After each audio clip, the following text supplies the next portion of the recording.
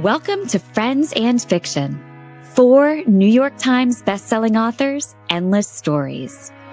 Novelists Mary Kay Andrews, Kristin Harmel, Kristy Woodson Harvey, and Patti Callahan Henry are 4 longtime friends with more than 70 published books between them. Together, they host Friends and Fiction, with author interviews and fascinating insider talk about publishing and writing, to highlight and support independent bookstores. They discuss the books they've written, the books they're reading now, and the art of storytelling. If you love books and you're curious about the writing world, you're in the right place.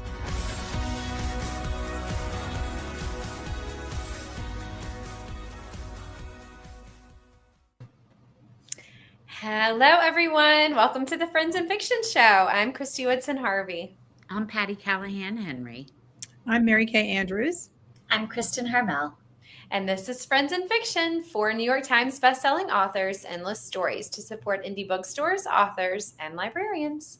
If you're not with us already, we hope you'll join our Facebook group, which is 290,000 members strong. We'd also like to invite you to follow us on Instagram and YouTube and subscribe to our Substack newsletter. That one's a tongue twister. Yeah. I've done that like 5 times. Yeah. Thank you. Of awesome bonus content. There's a lot of S's in there. You can find out more about our community and all we have to offer at friendsandfiction.com. On this episode, we are so excited to welcome Lisa Scottoline to discuss her new novel, our Friends and Fiction July pick of the month, The Unraveling of Julia, which just released on July 15th. Yeah. And remember, we are live tonight. Live. So that means we can take your questions for our guest in real time. And you can watch me suck down a glass of wine. So don't forget to drop any questions you might have for Lisa into the comments. But before we get on with the show, we have a winner to announce. We ran a giveaway over the past week with 11 new and forthcoming crime fiction reads. And if you haven't yet read the roundtable chat about the crime fiction genre that our fabulous Meg did with these 11 rock star authors, head to our Substack now and check that out. So Patti, master of all drum rolls, can we get a drum roll, please? Yeah, let me get geared up. Hold on. It takes a lot out. Excellent. Thank you, Patti. That was the perfect lead-in to have us congratulating Anne-Marie from Comstock, Wisconsin. So Anne-Marie is the lucky winner who walks away with all 11 books. And Anne-Marie, if you were out there, Meg will be in touch with you to get your details. I love it. All right, well, ladies, I know we all loved this book so much, and I think we can agree that Lisa can just do anything. She writes gorgeous historical novels and edge of your seat thrillers, something she has somewhat combined for this novel, which we're going to talk about, which is amazing. And of course, she's an incredible columnist. So here's my question for all of you. Is there a genre you haven't written that you would like to tackle? So Kristin, we'll start with you.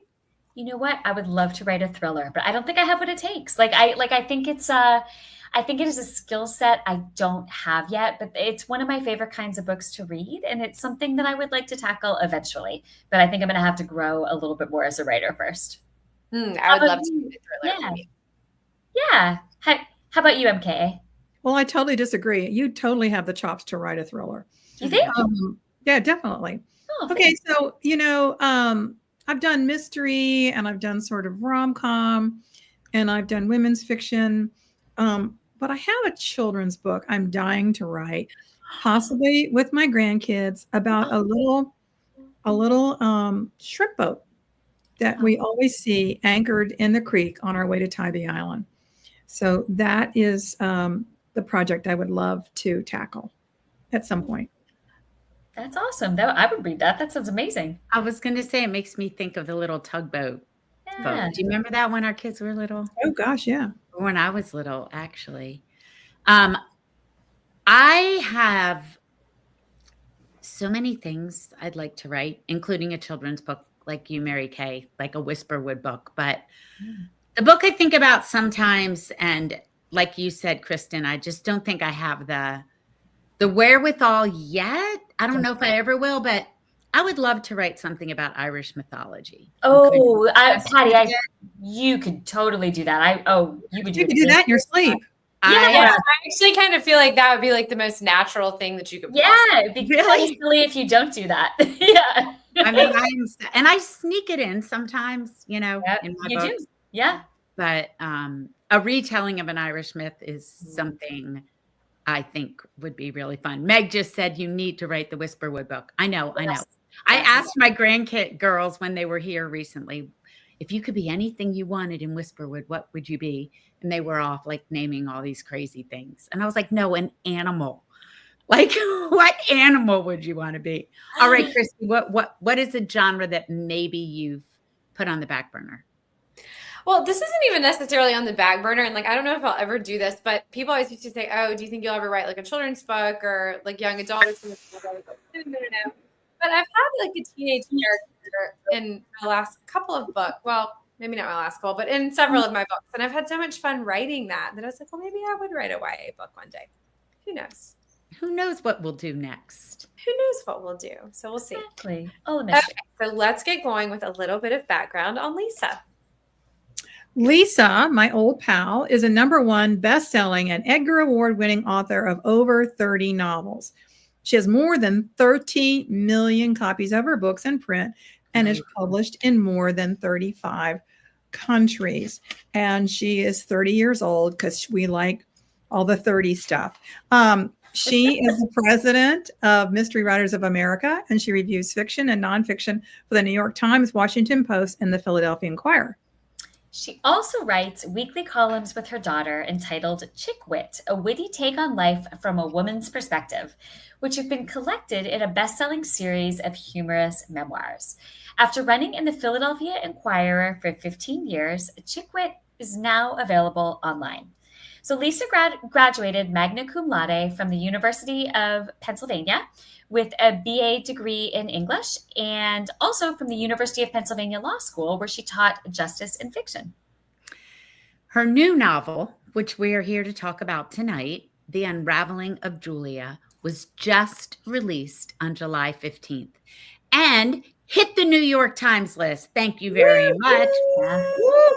And I know, we're so happy for her. And it follows a young widow who inherits a Tuscan estate, as one does, from a mysterious benefactor and finds herself thrust into the crosshairs of a dangerous conspiracy. Twisty, transportive, and haunting, this is suspense with a passport. Oh, suspense with a passport. Man, that's good. I wish I'd written that. Yeah, that's good. That's good. All right, Sean, can you bring Lisa on, please? You guys, thank you so much. What a wonderful introduction. You could all write in any genre. And Kristin, I think that I don't want to mess up your title, but The Night of Forgotten Stars. Oh, the Forest of Vanishing Stars. Oh, thanks. Thank you. That's very sweet. In a woods trying to get out of it. Thank you. Okay, thank you. I appreciate that. I'm president of Mystery Writers, so if I say it, it's true. It's all right. I love it. Thank you.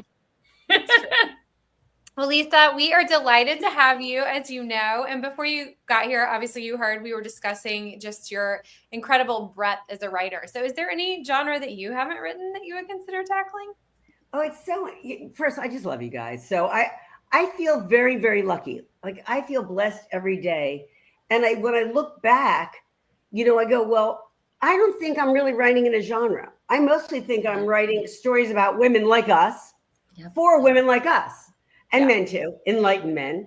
And usually they're in some predicament. Like this book, The Unraveling of Julia, I was kind of giving a gothic tinge, like almost, not that it was Rebecca, but it's a little like that.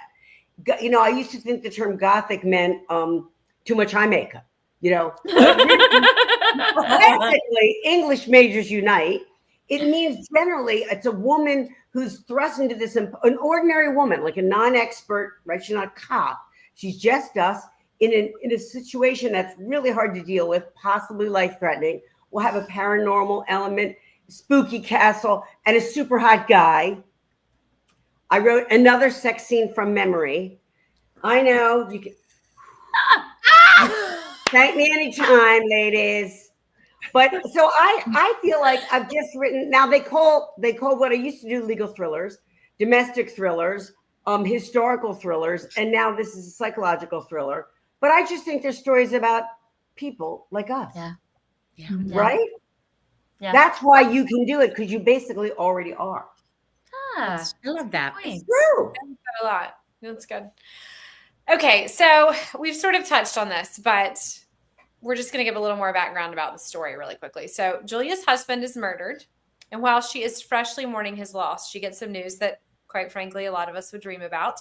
She has inherited a whole lot of money and an Italian villa from a complete stranger. So at first, naturally, she feels like maybe this is too good to be true. But adopted at birth, Julia wonders if this twist of fate could lead to finding her biological family in Italy.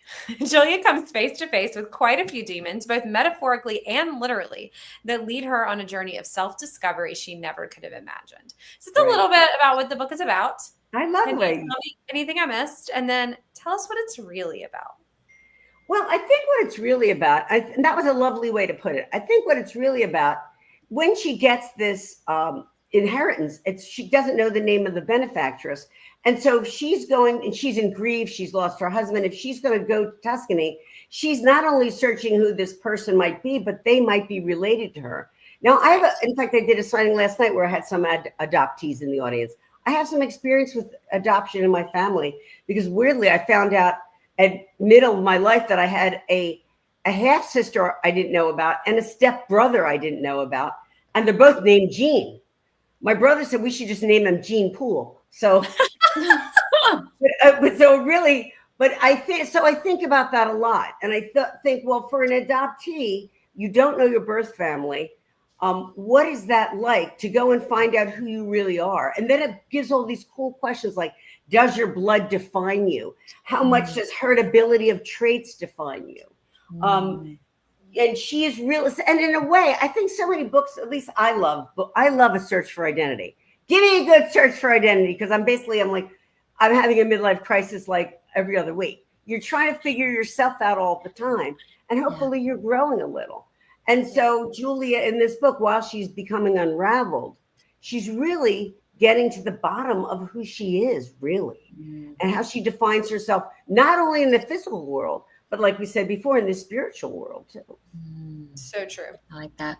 So true. Fascinating. Speaking of the spiritual world, Lisa, astrology plays a really big role in this novel.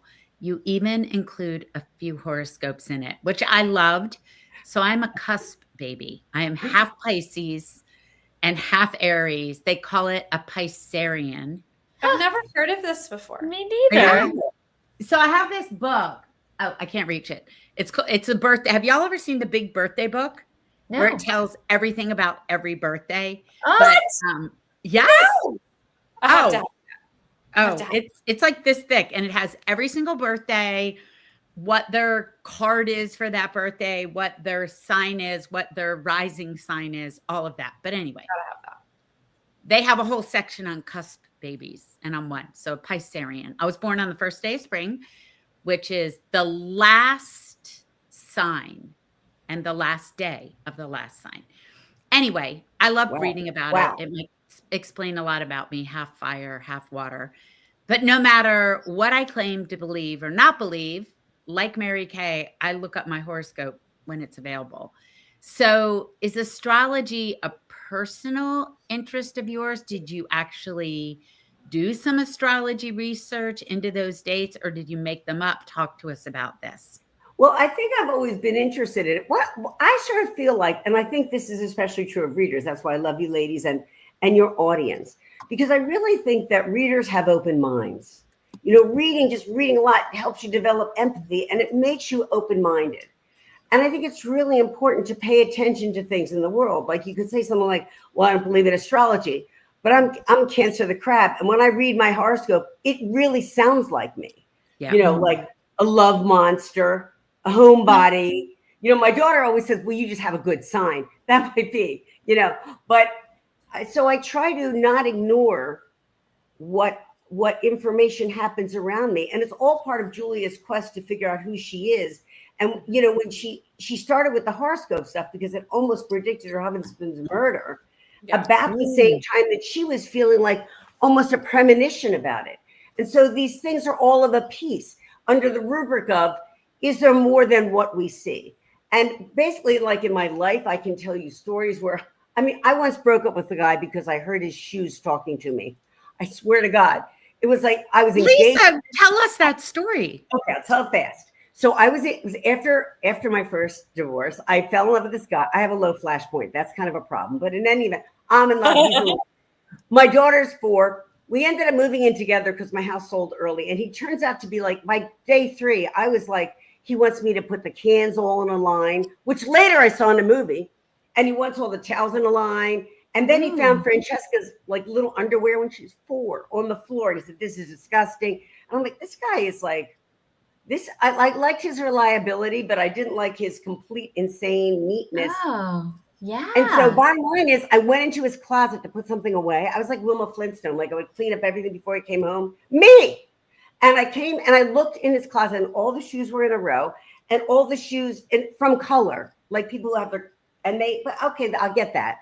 But he had like cedars, trees in the shoes. Oh, stop. Like you're from 1910, but okay. Even that. Or I'm looking at the shoes for a minute and I heard a voice speak to me. And the voice said, I know this sounds dramatic, but this actually happened. It said, save your own life. And it wasn't a man's voice and a woman. I've never had I look around the closet. I'm like, what is this? What's weird is, although it said that, I knew what it meant. And I moved out the next day and I broke the engagement. And it was, I can tell you a story I had about a channeler. My point is I've had experiences when my father died.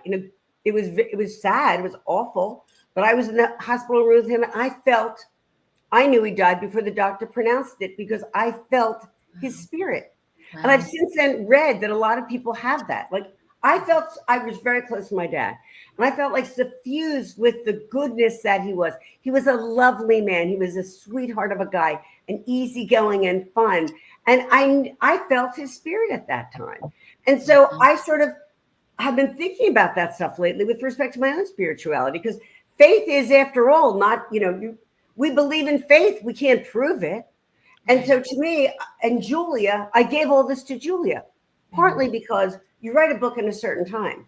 And right now, long story short, we all know we're living through very difficult, contentious times. We got a lot of opinions. We got war. We have super high temperatures. I'm in Arizona. You can't even walk outside, although I love Arizona. So what I'm saying is this: in stressful times, we seek comfort. Yep. And she finds herself on her own. Luckily, she has a girlfriend. Let's hear for girlfriends. But this book is really about a woman trying to figure out who she is in a very complex and confusing world, which is actually just how I feel now. So that's why I write this book now.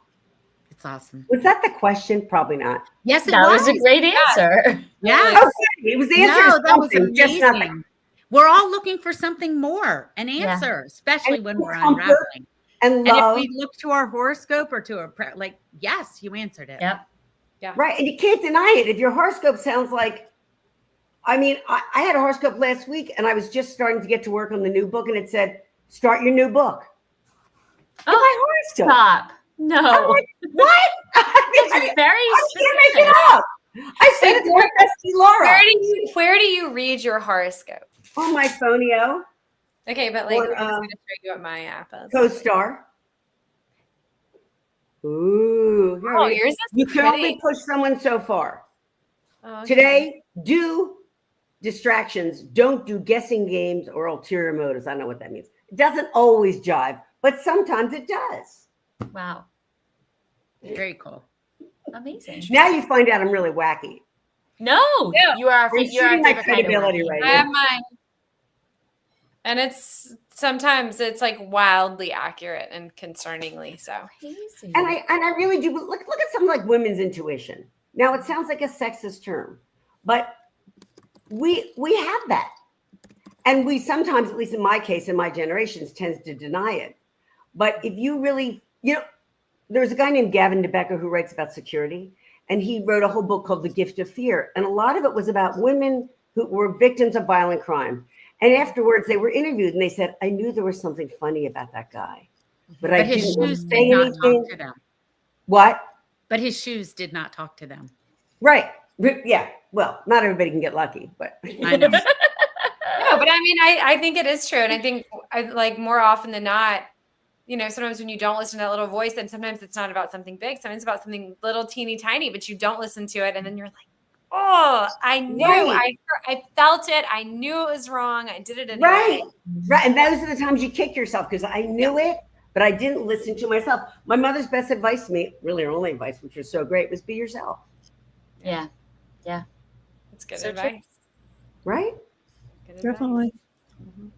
Is it my turn? It's your turn, MKA. Okay, Lisa. Well, this book is a psychological thriller. You know, it's very deeply about family. Julia's adopted, and after adoptive parents' death, there's a hole that needs to be filled, and one that I would imagine partially sent her on this journey to find out who her biological family might be. Right. And she feels this, you already referenced it a little bit, this tingle and this pull toward her family, which seems so primal. I wonder, and you've touched on this a little bit, is it something you've experienced or a phenomenon you've read about, or simply a great detail you imagined? It feels authentic. And I have to say, I can remember years ago, one of your books, there was a secret twin, right? Yeah. And I think I asked you, I'm like, okay, you know, that's forbidden in the mystery world. You can't just have a secret twin materialized. And you emailed me and said, I did. Not a twin, but I did have I do. like, Right. materialized. So talk to us about what you pulled from personal experience and I don't know, maybe what you've seen in the world.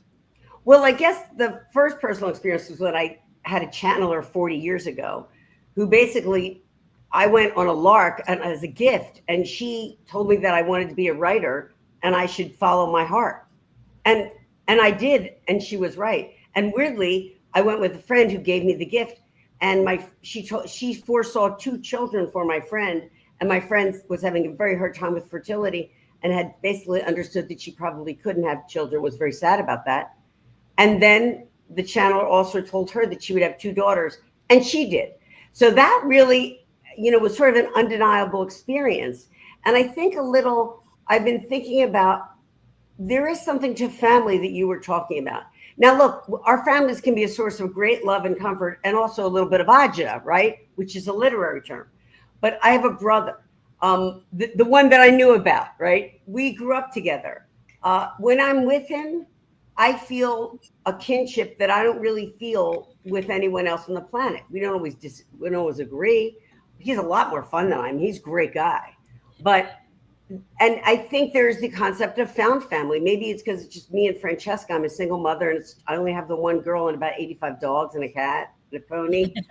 But I feel, having said that, I feel that kind of blood relation thing.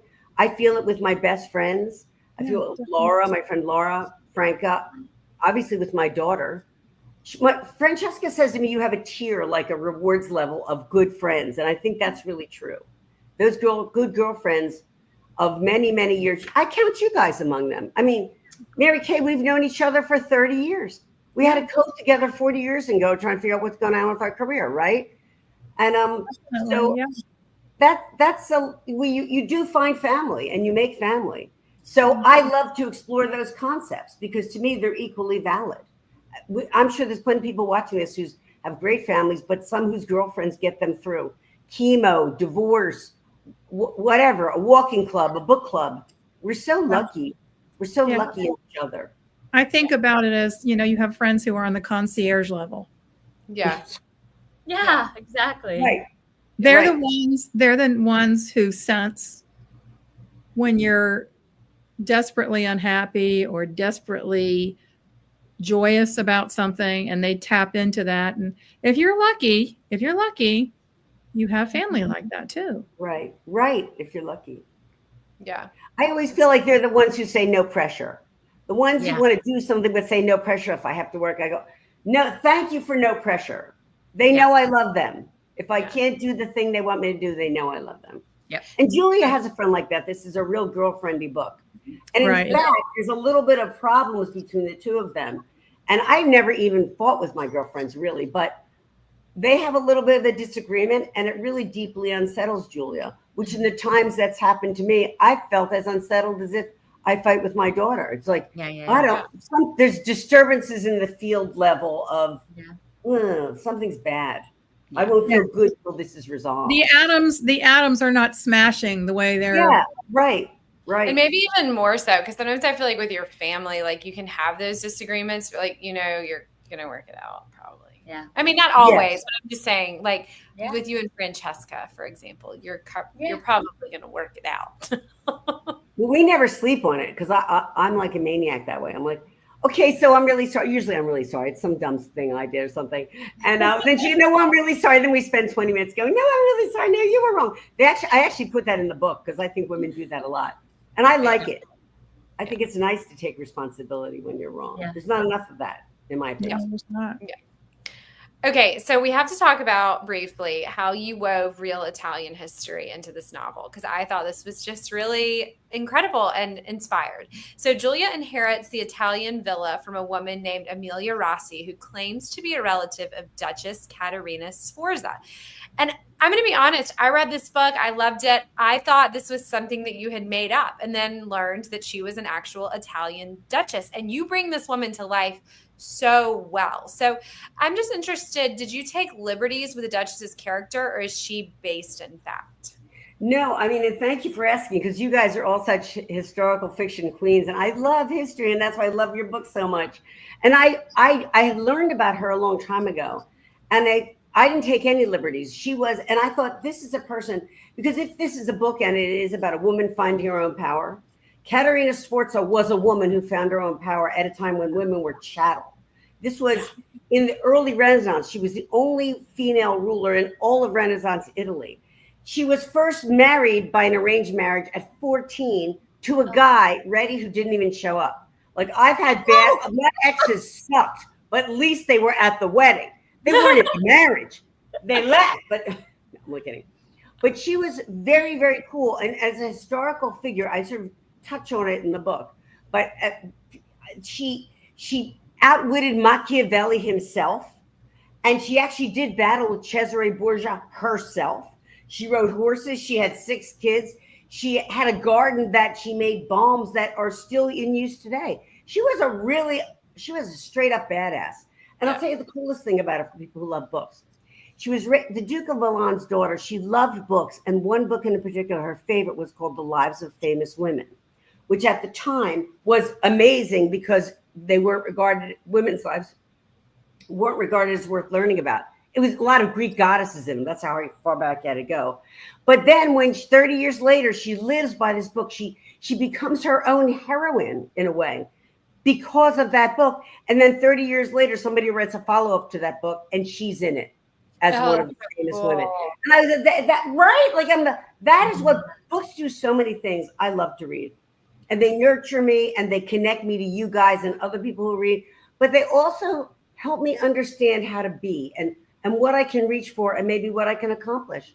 Because I think we're stronger than we think. And since I don't write with an outline, every book, some character proves it to me, as crazy as that sounds. Doesn't sound crazy to us. It's true. No, Thank you. Not at all. Yep, absolutely. So, Lisa, you mentioned your daughter a few times, and I wanted to ask you a little bit more directly about her. So your daughter, Francesca Saratella, is also an author whose second novel, Full Bloom, is releasing in early August, and she's going to be a guest on our show next month. So we're so excited to have her on here to make sure our audience knows all about her. So you two have worked and written together in other capacities. So how does it feel to have a daughter who's carrying on the writing tradition in your family? Oh, I know. I'm so proud of her. And I'm so happy for her. Her first novel was Ghosts of Harvard, and it was really well received, but came out during the pandemic. And this one's about a young woman who lives in Manhattan and gets a bespoke perfume, and it changes her life. And I'm just telling you, it's a really, really wonderful book. And I'm so proud of her. And what's funny is, although we've written together, I said to her once, because I'd love her to look over what I do. And I said, conversely, if you want me to look over what you do, she said, you know what? I have an editor, but I only have one mom. Oh, Let's keep it that way. And I practically lactated when she said that. I was, but I thought that's so sensible because I'm crazy about her. And I don't, and as you know, we try our best in our books. We try our damnedest, but I don't know that I know so much. So and our job, I think, as a parent is to help your kid find their own voice. And she's doing it. So I'm really proud of her. And it's a wonderful novel. And if you pre-order it, you get actually perfume that she made for the book. no way. Incredible. I know she loves perfume. And we love research. So she went to Grasse and learned all about perfume. I'm really super proud. That is so cool. Okay, so Thank you.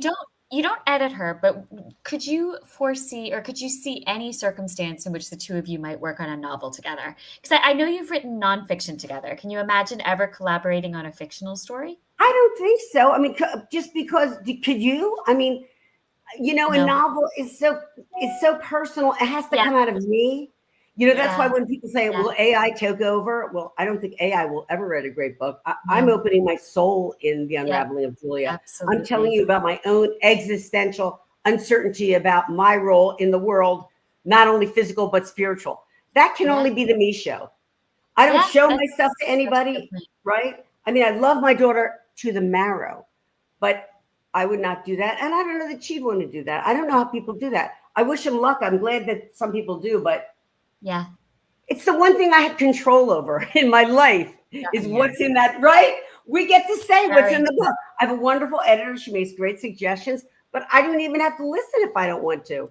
Yeah. Postmenopausal women, you can't tell us anything. No. I'm being told what to do. Not today. Not today, Satan. Nope. I love it. I don't have to know the answer, but it is the truth. Well, Lisa, we have so many questions pouring in for you. So we are going to take a few live audience questions. Patti, could you pull one for us, please? Yes. So Barbara Wojcik asks, was the title always The Unraveling of Julia? Oh, I like that. And what about the cover? Did you have any say in it? The title always was The Unraveling of Julia. And I have to tell you that's Dang, really girl, mine has never stayed. I know. I never get a title. It never comes to me. I usually I have to think about it a lot. And then it comes to me in the shower. And then I'm like, you need to shower more, Lisa. You need to just shower. But The Unraveling of Julia came to me, and here's the book itself. And I did have a say in the cover. Part of life, this is me like being your own mom, is that if you start chirping up, you have a say in the cover. You don't wait for permission to have a say in the cover. You just start saying stuff.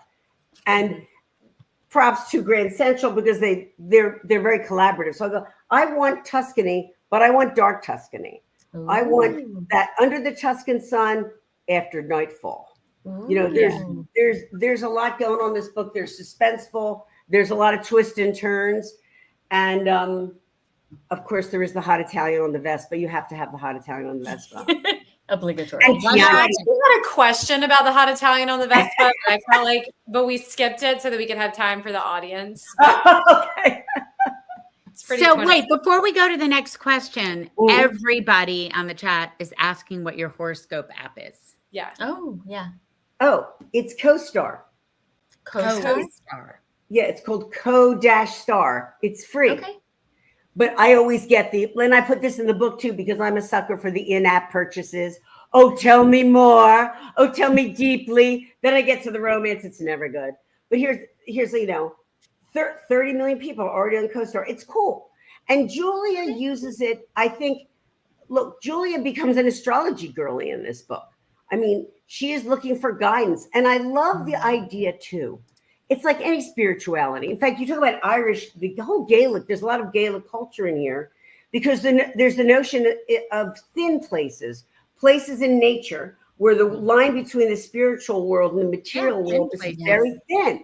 And it's so fascinating. So what she's doing, it's a little bit, sometimes you need to look up. It's not only to God, it might just be to the moon and the stars.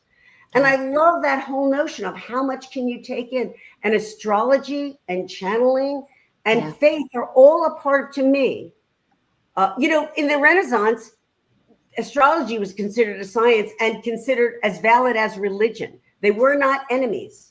And I think that's really what the Renaissance was about, a reawakening and a rebirth of consciousness and joy and love of the arts. Kind of great. It's what we do, and we're lucky enough to do it. And we're lucky enough to have wonderful readers like you guys have. And you guys are so great to other authors too. I just want to take a second to say that. I hope your audience knows how wonderful these ladies are, how hard they work, and they read all these books and they ask these good questions. They've been sending me questions all week. I've been taking exams from these women, and and there's nobody. I mean, it's just so nice that you do this and interview other authors and help elevate all of us. I'm very, very grateful to you. Thank you. Well, for saying that. I tell you, it's all boats, baby. Absolutely. Exactly right. Yes, it does. All right, Kristin, can you pull a little question for us? Yeah, Lisa, Ginny Adams is wondering, what is Lisa's family Italian history? So we are like, we're a plate of spaghetti, man. Whereas Southern Italian, my mother's was from Abruzzo, my father's Marchigian. We are very, my mother was the youngest of, guess how many children? Take a guess. 12. 19. Oh, Did you just put it in your mouth? Wow. We're great Catholics. We're better Catholics than all the Catholics of the whole world. Right. And the first husband died. You can guess how. I'm like, dude, why don't you just read it like everybody else? But what my point about this is, I that's why I started writing about Italian fascism and Eternal, because I have aunts and uncles who grew up under fascism. Yeah. My mother's the youngest of 19. Wow. And also imagine the strength, by the way, in my little mommy, sadly now passed. Imagine what it does to you to bury all of your siblings and your parents. Oh, Wow. I don't mean to be grim about that, because I think she had enormous hardship. They were impoverished, as you would be. They didn't want her to finish high school, but she fought to finish high school. Wow. There was no money for college. And so that's very much, in answer to the question, what's your Italian history? That is a very classic, both in terms of generational, when the wave of Italian immigration, that's us. Right. The initials, the derogatory name WAP stands for without passport. Without papers. Yeah. We were without papers. I never knew that. I know. Fascinating. My husband's father was the youngest of 17. And wow. He was orphaned at a very young age and raised by his older sisters. wow. And again, they were immigrants who worked in the steel mills in outside of Pittsburgh. Oh wow! So exactly what we're talking about. Yeah. Oh my gosh. So I'm proud of that history. I'm proud of how hard they fought. Yeah, I'm proud of their hardworking they were. I'm so grateful to be in a country that with public libraries and public education, look at this, a generation later, I get to be a writer. And my mother wasn't allowed to go. One generation later. Yep. Yeah. We live in a wonderful, wonderful country. I love this country so much. Yeah. Yeah. It's incredible. All right. Well, Lisa, on that note, if you'd stick around, we have more to talk to you about. But first, a few quick reminders for our listeners and viewers out there. So everyone watching and listening, we are going to do more than encourage you. We're going to tell you to rush out and buy your copies of The Unraveling of Julia. Now, there are many places you can do this, but the perfect place to do it is in the Friends and Fiction shop on bookshop.org, where you will not only be getting it at a discount, but all of your purchases support our show, our guests, Lisa, and indie bookstores nationwide, which is why we started this show in the first place. Absolutely. And don't forget to visit friendsandfiction.com for details on our show schedule, upcoming in-person events, and links to our merch store, our Substack newsletter sign-up, and the award-winning Friends and Fiction official book club with Brenda and Lisa. Speaking of the book club, they will be doing a live happy hour at 7 p.m. Eastern Time on Friday, August 8th. And by live, we mean live and in person, with our own Ron Block and several special guests to celebrate their 5-year anniversary. And they've got a whole weekend of live in-person events planned in Atlanta, August 8th through 10th, to mark their 5th anniversary. So if you're anywhere near Atlanta, this is a great group to connect with. And Mary Kay is going to be headlining their major big event on the Saturday night. Yeah, I'm super excited about it. And I think, fingers crossed, Meg's going to come down too. That So, would be amazing. So yeah. Meg, Ron, and Mary Kay all in one place. Yeah. Love Hey, it. speaking of our Substack, you can read all of our free weekly posts on the Substack website or app, or subscribe for free to get them directly in your inbox. And if you upgrade to our paid Substack, which costs just $5 a month, and I should say there are no tariffs on that, so that's all good. You'll have access to deeper dives with all our weekly show guests like Lisa, plus monthly roundtable discussions like the one that Meg just did with 10 crime fiction authors, plus bonus Q&As with authors like the recent ones we ran with Ellen Meister, Adam Roberts, Christine Pride, and Joe Piazza. If you enjoy tuning in for our weekly author interviews, which we hope you do, this is a great way you can support us for about $1 each week. Don't make us go have a telethon, okay? No. We don't want to do a telethon. Check us out at friendsandfiction.substack.com.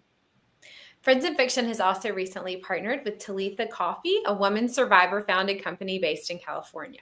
With a deep passion for combating human trafficking, Talitha's co-founder, Jenny Barber, was determined to make a difference after witnessing the devastating intergenerational impact of the issue from a young age. Every time you buy Talitha Coffee, you help change lives through hiring, training, and comprehensive support for survivors of sex trafficking. Join us in making a difference one cup at a time. To mail order Talitha's ethically sourced, intentionally roasted coffee, visit www.talitha.com/friendsandfiction. And it's delicious, which is probably the most important thing. Yeah. All right. Now back to you, Lisa. Where can we catch up with you on the road? And will you tell our community how to connect with you online? Oh, you guys. Well, I'm going to be at Poison Pen Bookstore tonight in Scottsdale and tomorrow in Tustin, California. And I think the best thing is just to find me on social. It's Lisa Scottoline. It's like whatever platform it is. It's all me. It's mostly my puppy, my little puppy Eve, who I miss very much. Yes. Sometimes my pony. I'm having a second childhood is what I decided. Like I have a puppy and a pony. Like who does that? But no one's around to stop me. So I'm not. I love it. Why not? Right? I'm enjoying my life. I don't know what to tell you. I feel very, very lucky and very blessed. And you guys and everyone watching, really. That's amazing. Well, Lisa, we cannot thank you enough for joining us. It was such a pleasure to have you on tonight. And thank you. Be safe out on the road. We know lots of Friends in Fiction viewers are going to come out to see you. And we just wish you the best of luck and continued success. Thank you, honey. And thank you so much because I've already seen a bunch of Friends in Fiction people at my sighting. So I'm very grateful to you guys. Good. Awesome. Thank you, Lisa. Lisa, we love you. Have fun on the road. Thank you, honey. We love you guys too. Good night. Okay, well, ladies, before we go, it's been such a fun and crazy summer for all of us. We've met up on the road. We've had big book launches and family vacations and Friends in Fiction lives. One of us turned 40. I don't want to mention any names. I think we can guess. One of us had a wedding in her backyard. One of us had a wedding in her backyard. Yep. And Kristen's in New York, so we're not going to keep her long so she can go out and enjoy the city. But how do you find time to sneak in work on the edges? And really what I'm getting at is, can you tell us a little bit about what you're working on? Like, even if you can't tell us, can you give us like a little sneak of what you're working on? Because I think we all know. Oh, Kristin. Sure. Yeah. So I am working on a book that I believe will be out in August 2026. So just over a year from now. It is a modern day love story with 7 intertwining storylines, kind of like Love Actually. So it's kind of like Love Actually set in Paris that unfolds over the course of a week. There is a small World War II connection for people who have come to expect that from my books, but it is all set here and now. And I'm so excited about it. And I believe we settled on a title tonight. So I can't say it yet, but I am excited to finally have a working title. That's awesome. Patti, what about you? It's so funny you ask about how do you find time to sneak work in on the edges. And I just had to give that up the past couple weeks. Yeah. I've had so much family and it's been so amazing and fun. I have my grandkids, my daughter's pregnant. I went to New York for Good Morning America. And I finally had to say, all right, we're not going to sneak the work in on the edges right now. So everybody left last week and I have been 100% back at the screen, back at the computer, back at my desk. I guess I'm kind of living an all or nothing life, but I'm so happy to be back at it. And I am working on a book that does not have a title yet. And I am loving every minute of it, which means it probably needs 6 months of work because I like it so much. But it is the story of a young girl who is abandoned accidentally on a hiking trip in the Nantahala National Forest. Love it. I have multiple times been like, I'm going to be in that book, like Unsolved Disappearances in the Blue Ridge Mountains. And so whenever you say that, that makes me think about. Yeah. And it's so fun because it's set in the 70s. So I'm doing a lot of work on, you know, the early 1970s and youth groups and hiking trips and mystical things that happen in the forest, especially in the Appalachian Mountains. So I'm enjoying it at the moment. Like I said, it probably means I have a year of edits. So I doubt that very seriously. All right, MKA, what about you? What are you working on? Talking about writing on the edges, I feel like I've just been writing on the edges. It's a challenge, but I got some good work in today. It'll be out next summer, and it's about two estranged sisters, in a mysterious family portrait. If you follow me on social media, you know I love a portrait. And most of the book takes place in Ireland. So I'm going back to the old sod. That's awesome. I love that. I love that. Kristy, what about you? Come on. He's written 3 books while I'm still struggling with one. No, but you know how like sometimes you get so excited about something, and I have this idea that I've been thinking about for a really long time, and it's kind of been in the back of my mind, and it's just really, I've just been like super excited about it. So I've started working on it. So that's good. But I just found out that my spring 2026 book just went to copy edits. So that's so exciting. Because I was like anticipating like another round of notes, and she was like, oh, that's great. Sitting into copy edits. And I was like, yes. So I'm not really good at talking about it yet, but I'm very excited about it. And then I have a fall 2026 book as well. So I'm very excited about that. And I just turned that into my editor. So I'm excited for her to read it and figure out if she likes it or not. I hope she does. I really like it. So we'll see. And I turned in like kind of a fun working title that I'm like crossing my fingers for. So we'll see about that. But we know what it is and we love it. Yeah. But it's like just fun. Not that they let us vote, but if we did. Yeah. Poor Kristin. Okay, I think we have to let Kristin. I'm back, I think. I'm sorry. So no, I'm in a hotel and the Wi-Fi. No, I know you are. No, I sorry. feel bad. Sorry about that. Okay. So such a fun night to be back together. Love seeing you guys. Love seeing Lisa. We know she's like a fan favorite of everybody out there. So the fun is continuing. So be sure to tune in next week when Patti and MKA will welcome Susan Wiggs to discuss her new novel, Wayward Girls. That show will air on the Friends in Fiction Facebook and YouTube channel on Wednesday, July 30th. Oh, July 30th already at 7 p.m. Eastern. And it will be published to our podcast for your listening pleasure on Friday, August 1st. So thanks to all of you for being out there, and we'll see. Y'all, thanks for being out there. Thanks to all of you out there for being with us. I'm not even drinking. This is a Spindrift Cosmopolitan. Oh, anyway, thank you for being with us, and we will see you next time. Goodbye. See you next week, everybody. Good night.